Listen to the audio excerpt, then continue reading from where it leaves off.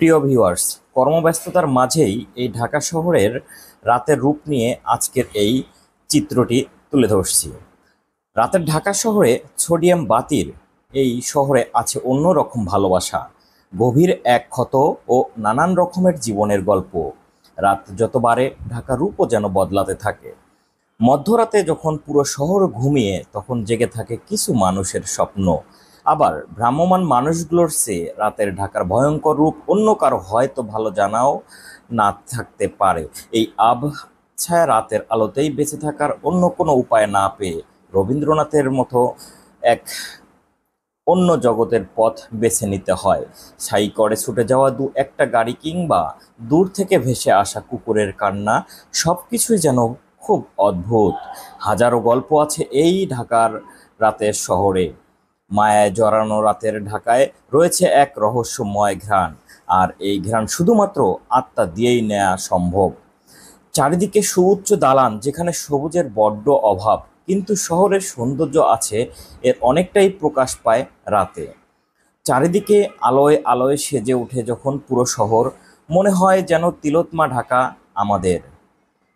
এই শহরটা বেশ প্রাচীনও বটে, প্রতিটা অলিগলি সাক্ষী হয়ে আছে নানা ঐতিহাসিক ঘটনার। এই ঢাকা বিখ্যাত বিরিয়ানি, ঢাকায় শাড়ি, বাকরখানি, আরও কত কিছু। ঢাকায় আরও রয়েছে লালবাগ কেল্লা, আহসান মঞ্জিল, সোহরাওয়ার্দী উদ্যান সহ অনেক কিছু। এগুলোই ঢাকার সৌন্দর্যের অংশ। কিছুদিন আগে রাতে হাঁটতে বেরিয়েছিলাম, রাতের ঢাকা দেখে মুগ্ধ আমি। রঙিন এই শহর দেখে মনে হচ্ছিল আমি হারিয়ে গেছি কোনো এক মুগ্ধতায়। এত সুন্দর ঢাকা আমি কখনোই দেখিনি। হয়তো এই ঢাকাকে দেখতেই অন্য দেশ থেকে ছুটে আসে বিদেশিরা।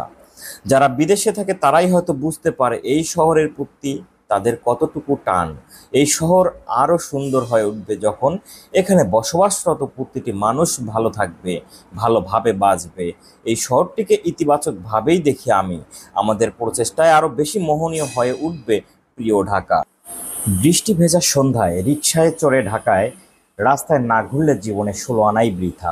মধ্যবিত্ত প্রেমিক প্রেমিকাদের জন্য তো রিকশায় চড়ে লং ড্রাইভে যাওয়াটা কম্পালসারি। রাতের ঢাকায় ভূতের উপদ্রব নেই। সারাদিনের ব্যস্ততার চাদর ফেলে দিয়ে শহরটা যেন তুলে ধরে নিজের আসল সৌন্দর্য। লুকিয়ে রাখা রূপ আর যৌবন। শান্ত নির্মল নিয়ন আলোর পথে হাঁটতে হাঁটতে হঠাৎ দু একটা হিমুর দেখা পাওয়াটাও অসম্ভব কিছু নয়। হাজারো ভাসমান যৌনকর্মীর পেট চালায় রাতের ঢাকা। রাতের ঢাকার ফুটপাত যে কত ছন্নছাড়া মানুষের একমাত্র আশ্রয় তা স্বয়ং সৃষ্টিকর্তা ছাড়া আর কেউ বোধহয় জানে না।